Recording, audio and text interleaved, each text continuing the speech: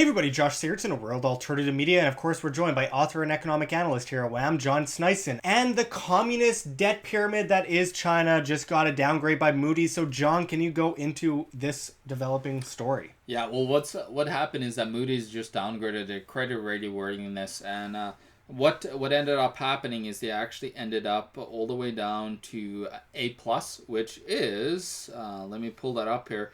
They went from high grade investment down to upper medium grade, which is actually a big downgrade when you go between these levels from the prime to the high grade.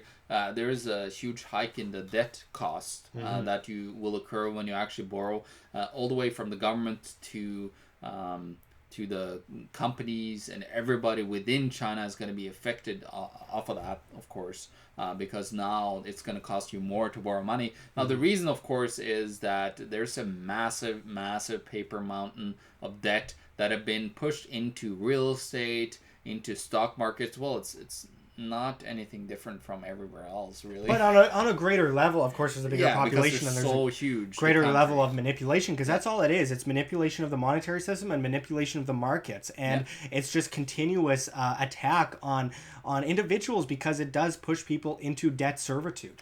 Yeah, and of course China is one of the big proponents now. What has come out, they've been talking about creating this new Silk Road, of course, and it's we kind of talked and touched a little bit upon not the Silk Road aspect of it, but the BRICS side of it, and how they are struggling to get control in the IMF, which they really want. They want to be the biggest economy, that have most say, that have the biggest voting power for the SDR that they want to implement. Well, now China is also on the other side working with this new Silk Road and the Belt and Roads initiative that they just recently put out as well.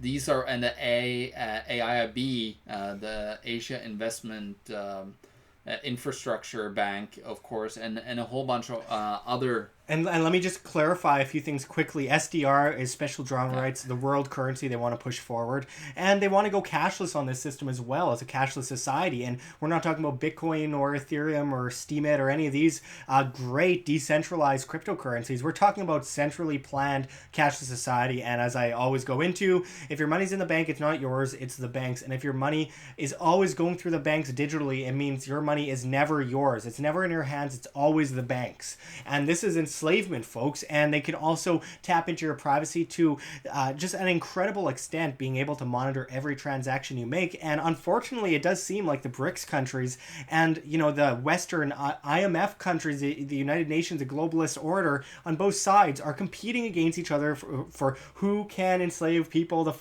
worldwide first. And it's terrifying. Yeah, but you got to remember, you have those countries are members of the IMF as well, so they want to have, of course, they want to take over the IMF and have control over it. So it's a big clash of civilizations. It's an basically. infinite I call it the East-West cycle is what we're seeing right now. It's the population cycle of now the East has a massive population again. It always moves forth and back as we have generation cycles and so on. And that's what we're seeing right now. And of course, China is ended up being a communist cesspit where people are getting killed, of course, for having other religions like the Falun Gong and so on. And then, of course, they're working with things like Sesame Credit, where you got your social score basically on how obedient you are to the state, and they rate you online.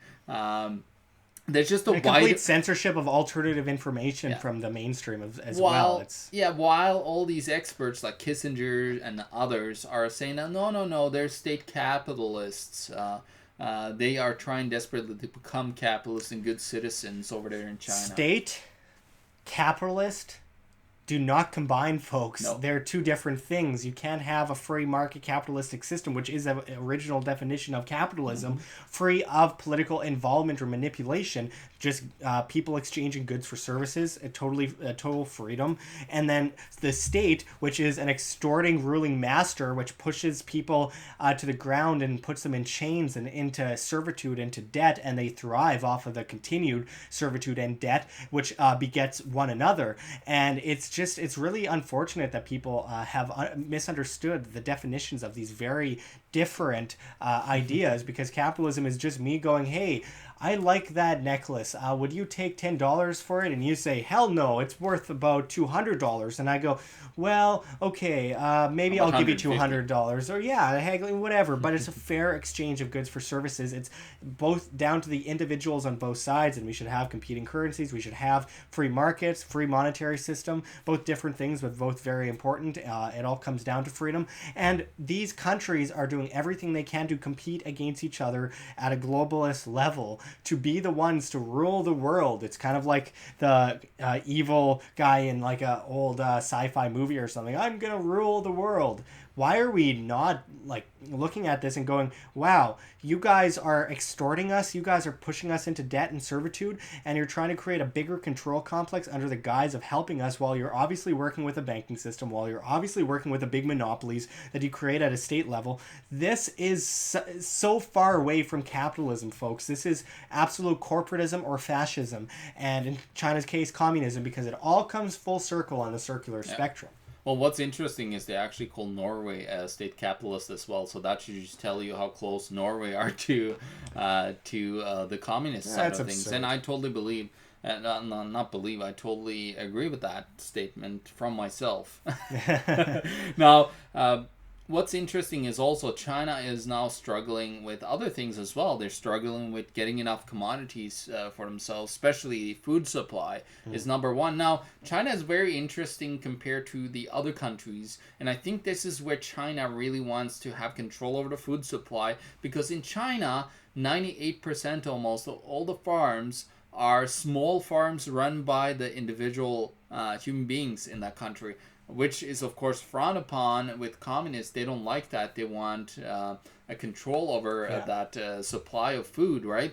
So I think what we're going to see also in China is a more move of centralization of farming, as we have, like when you think about here in North America, we have almost the opposite. We have 98 or 99% of it is massive, huge industrial farming. And of course the problem is over time, as I talked with Tim Ball about, when you have these farming cycles as well, what happens is more and more people are moving to the cities while there's less and less people going and making us that food, and they die off. And then suddenly there's very little food left, and you have a complete collapse. Well, that's a major crisis, didn't he? I think Dr. Tim Ball kind of went into the fact that there were the vast majority of people were farmers way back when, and the people living in the cities were a minority of the population. And then he was looking at tens of thousands of years even back. Like he looked at so many different civilizations, and a lot of them, it was the food supply. But then the problem was, as the food supply got scarce, they also had to print a ton of money to try to get food from elsewhere when they had monetary systems. So what happened was the hyperinflation was connected completely with that food supply shortage. Yeah. And of course, this is part of a big elaborate script, because this is exactly what the state and the banking system wants. They just manipulate us into oblivion. They regulate us into oblivion, and then eventually we are on our knees begging for help from them, and it's just so perfect. Yeah, and of course, China is ready to.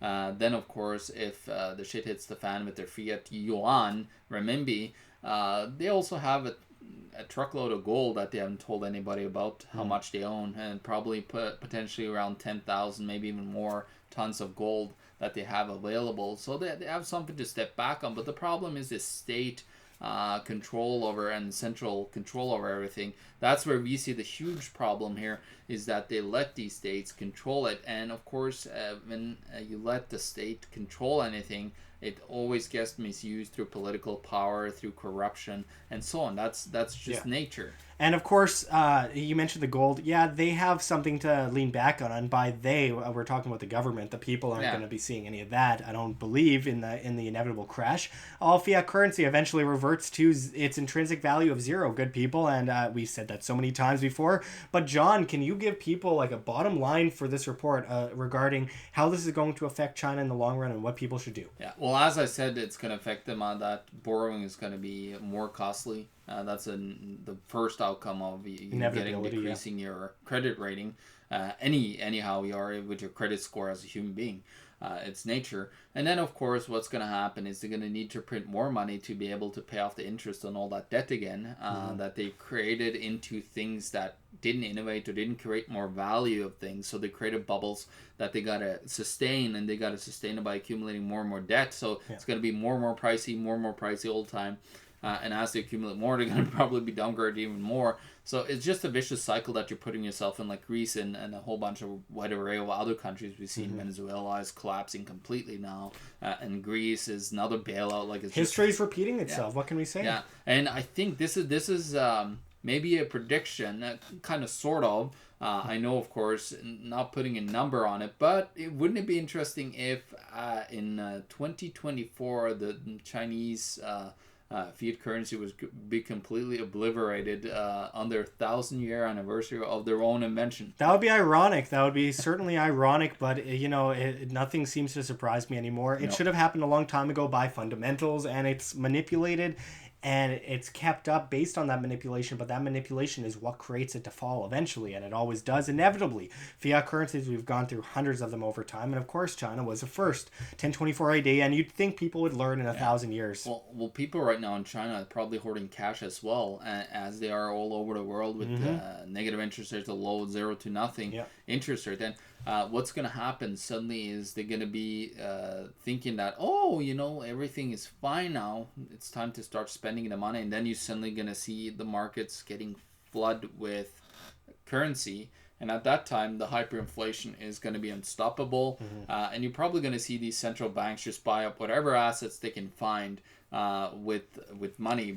And then you suddenly have a communist state on your hand, which China already is, but I'm talking about all the other countries that are on the same track as China and everybody else here. We're all playing that same monopoly money game here, and it's all going to collapse down on ourselves. So we got to prepare ourselves and understand that history, and then make sure that we have our wealth insurance, our food insurance, and our health insurance. And by that, individualist, like right down to the private contract we're talking about. We're not talking about government health insurance here. But it's really important to just point out as we finish this up, decentralize, get off the centralized grid, insure yourself with sound money. And of course, when it comes to self-sustainability, that's incredibly important because no one's going to take care of you when it all comes crashing down. And if you want someone to take care of you, the government's going to stand there waiting for you to bow down to them. There's that too. And it's just really important for you to have that self-sustainability, food, water, shelter, defense, and sound money. It's incredibly important, and now more than ever, folks. So be able to make sure to insure yourself, get yourself off that centralized grid. And I think that's where we will leave it for now in this report, and we will continue to update you on this story as it no doubt develops further. I'm incredibly sick, so I'm just gonna cut it off here because I'm incredibly out of it due to a bit of a sickness I caught. But until next time, check the links below, folks. GoFundMe, Patreon, we can't do it without you. Any donation is very much appreciated. And of course, check our Bitcoin address in the description and the comments, as well as on the screen for you to scan if you please. We can't do it without you, especially as we are so vastly demonetized and censored by YouTube. Also, check our link for the Red Pill Expo, which takes place June 23rd to 24th in Bozeman, Montana, where you could see people like Robert Kiyosaki, Richard Gage, G. Edward Griffin, Jeff Berwick, Lord Moncton, James Corbett, Mike Adams, Ty Bollinger, Joel Salatin, Cynthia McKinney, and so many other incredible speakers, and we hope to see you there. But until next time, this is Josh Sigurdson and John Sneisen signing out from World Alternative Media. Find the truth, be the change.